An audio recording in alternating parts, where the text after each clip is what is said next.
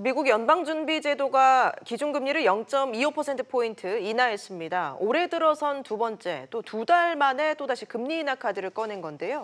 이 연준은 금리 인하의 이유로 불확실성을 꼽았는데요. 미국 경제가 비교적 견조한 성장세를 보이고 있지만 이 미중 무역 전쟁과 글로벌 경기 둔화 우려가 여전하다고 합니다.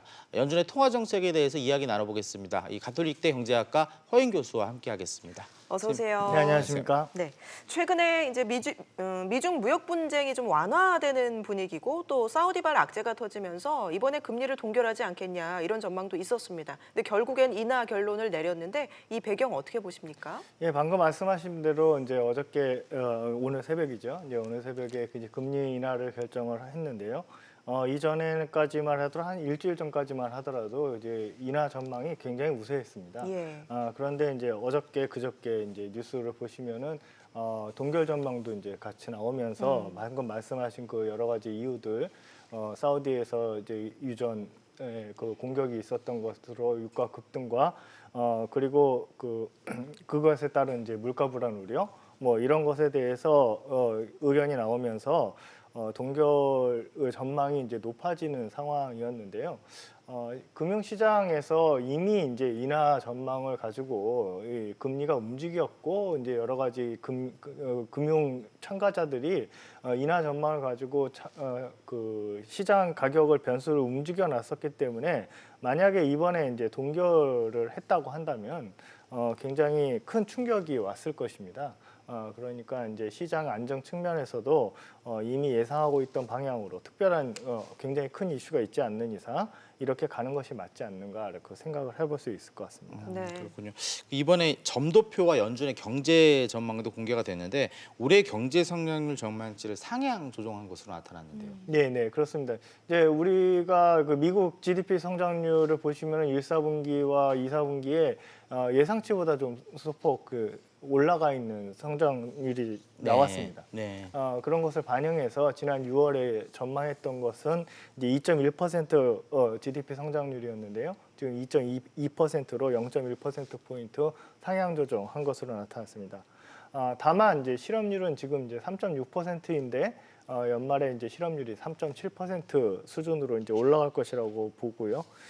그리고 이런 이제 조정을 통해서 이런 조정의 그 배경에는 아무래도 그 저번에 했던 이제 금리 인하의 효과 뭐 이런 것들을 기다려보는 것이 아닌가 생각할 수 있겠습니다. 네, 지난달 23일 이제 잭슨홀 미팅에서 파월 의장의 발언에 굉장히 관심이 쏠렸었는데 추가 금리 인하에 대한 힌트가 없어서 좀 시장이 실망하는 분위기이기도 했습니다. 이 파월 의장의 뭐 스탠스에 좀 변화가 있다고 봐야 될까요? 예, 그러니까 오늘 새벽에 나온 그 전문으로 봐서는 그 큰 입장 변화가 있는 것 같지는 않습니다. 예, 그러니까 기조적인 인하는 아니다, 보험적 인하이다라는 주장을 계속 주장을 표명을 하고 있고요. 이제 이런 코멘트도 있는데요. 이제 경기 하강이 강화된다면, 경기 하강이 더 확실히 된다면 기조적인 인하로 전환할 수 있겠지만, 그렇지만 이제 경기 하강에 대해서 그렇게 우리는 이제 경기 하강 전망을 갖고 있지 않다 이런 네. 식으로 얘기했습니다.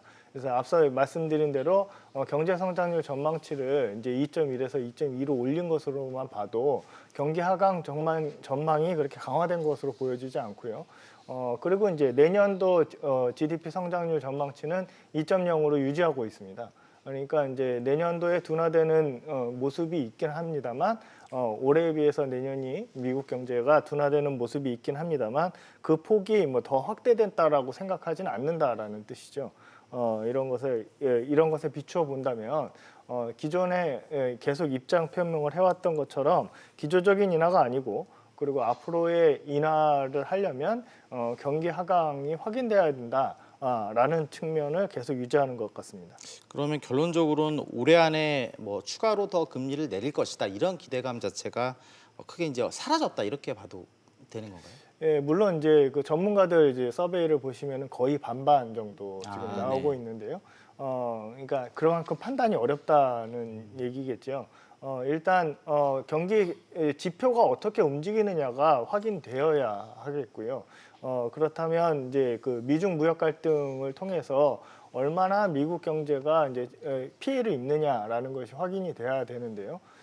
이런 것들이 확인이 되지 않고 있기 때문에 아직까지 이제 미국 지표가 이제 견조한 흐름을 보여주고 있고, 그리고 이제 방금 우리가 봤던 이제 미국 연준의 금리 인하 이런 조처들이 하반기에 그 경기에 영향을 줄 수 있는 요소이기 때문에, 긍정적인 영향을 줄 수 있는 요소이기 때문에 네. 만약에 이제 경기 하강이 확인이 안 된다고 한다면 이제 뭐 그게 더 좋은 시나리오긴 하죠. 네. 이제 전 세계 경제에 안 된다고 한다면 이제 금리 인하는 조금 이제 속도가 늦어지지 않을까라고 생각해 볼 수 있겠습니다.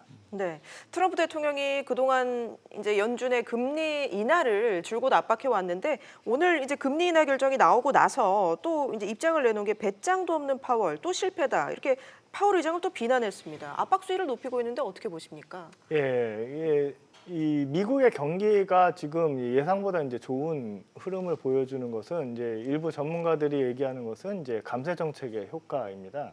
이제 감세 정책을 했다는 것은 미국의 지출을 유지하고 세수를 줄였다는 것인데, 이제 재정 측면에서 이제 압박이 온다는 것이죠. 그것 때문에 이제 지난 7월에 미국의 정부 부채 규모에 대한 그 인상을 했죠. 정부 부채 규모를 이제 의회에서 인준을 해줬습니다. 이제 늘리는 걸 인준을 해줬고요. 예. 그래서 이제 단기 부채를 굉장히 많이 이제 찍어냈다는 것입니다. 그런 것들이 이제 미국의 채무 부담으로 다가오기 때문에 금리 인하가 이제 큰 폭으로 이루어진다 그런다면 이자 비용이 굉장히 싸지겠죠.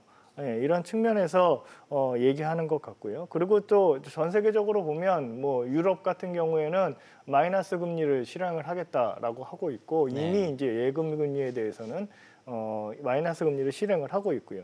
일본도 마찬가지로 이제 그 기준금리를 이제 0%로 유지하고 있는, 0% 미만으로 유지하고 있는 상황입니다.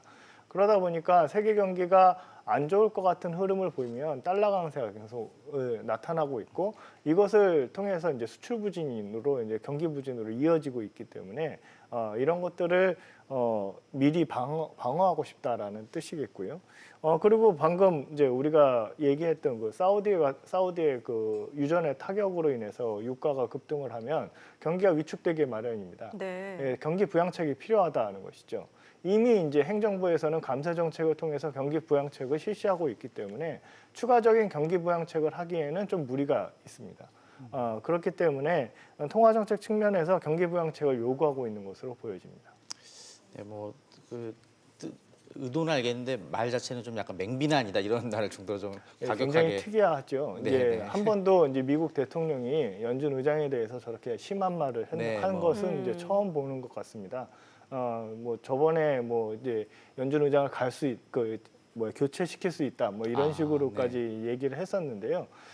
사실은 이제 임명권이 있는 것은 사실이고, 그렇기 때문에 이제 트럼프 대통령이 자기가 컨트롤할 수 있다. 이제 미국 연준 의장을 컨트롤할 수 있다고 생각을 하는데요. 이게 사실은 이제 제도를 이렇게 만들어 놓은 이유가 좀 있는데, 이런 것을 이제 존경하지 않는 그런 모습을 보여주고 있는 것이 좀 되게 특이합니다. 알겠습니다. 네, 그 다른 질문 좀 드리겠습니다. 연준은 이제 금리 인하에 앞서서 지난주 유럽 중앙은행들이 예금 금리 인하와 양적 완화를 나섰고요. 뭐 일본과 중국까지 가서 해서 지금 글로벌 돈풀기 경쟁이 시작됐다 이렇게 보이는데, 주요국의 통화 정책 이제 방향 어떻게 보시는지? 예, 미국만 제외하면요. 네. 이제 지금 뭐 미국은 이제 경제 성장률 전망치까지 이제 높이고 있습니다만, 우리나라도 그렇고 전 세계 보시면은 이제 중국 같은 경우에도 6%의 성장률이 깨진다라는 얘기가 나와 있고요. 그리고 유럽 같은 경우에는 이제 브렉시트 문제가 이제 계속 아직도 이제 해결되지 않고 있는 상황이고, 경기 하방 압력이 큽니다. 그리고 일본 같은 경우에도 수출 부진 문제가 대두되고 있고, 그리고 또 일본에는 이제 10월 달에 소비세 인상 문제가 아주 심각할 것으로 보여집니다. 그렇기 때문에 전 세계 경기 중에서 가장 큰 이제 경제권 중에서 경기가 좋은 쪽은 이제 미국 하나뿐인 거거든요. 그렇기 때문에 이제 다른 나라들은 지금 이제 통화 정책 측면에서는 완화 쪽 방향으로 확실히 전환을 하고 있고, 그런 것에 따라서 이제 트럼프도 이게 환율에 문제가 있다라고 지금 계속 언급하고 있는 것으로 보여집니다. 네, 이제 관심은 다음 달에 있을 한국은행 금통위에 모아지고 있는데요. 지금으로서는 이제 금리를 내릴 것이다라는 전망이 많은 것 같습니다. 어떻게 보십니까? 예, 우리나라 경기를 살펴보면요, 이제 물가가 이제 최초로 마이너스를 최초는 아닙니다만, 뭐 하여튼 이게 글로벌 금융위기 이후 가장 낮은 물가를 기록을 하고 있고요. 그리고 이제 경기 동행 지수를 보시면은 뭐 2017년 하반기부터 이제 2017년 말부터 계속 하락하고 있는 상황입니다. 그래서 경기 침체 국면에 있는 것이 확실하기 때문에 이제 통화 정책의 측면에서는 통화 완화 시그널을 계속 보여줘야 하는 것이 맞는데요. 근데 가장 큰 문제는 이제 그 한미 금리의 격차였습니다. 예. 그러니까 이제 금융시장에서의 이제 환율 상승이라든지 자본 유출이라든지 이런 것들을 이제 우려를 해서 이게 금리의 스탠스를 강하게 가져갈 수 없었던 것인데요. 그런데 이제 최근에 보시면은 최근 한 달 정도의 그 환율의 움직임이나 자본시장의 움직임을 보시면은 외국인들이 다시 돌아오고 있는 모습입니다. 이제 금융시장에서 좀 불안 심리가 좀 완화되는 그런 모습을 보여주고 있기 때문에요. 예. 그런 측면에서도 이제 한은에서 여유가 좀 생길 수 있을 것 같고요. 그리고 이제 지금 연준이 금리를 인하해 줬기 때문에 그런 측면에서도 한미 금리의 격차가 한 번 줄어들었죠. 이런 것에 우리가 이제 반응을 해서 우리가 한 번 더 내릴 수 있는 여유가 생겼다라고 생각해 볼 수 있겠습니다. 알겠습니다. 지금까지 가톨릭대 경제학과 허인 교수와 함께했습니다. 말씀 고맙습니다. 네, 고맙습니다. 감사합니다.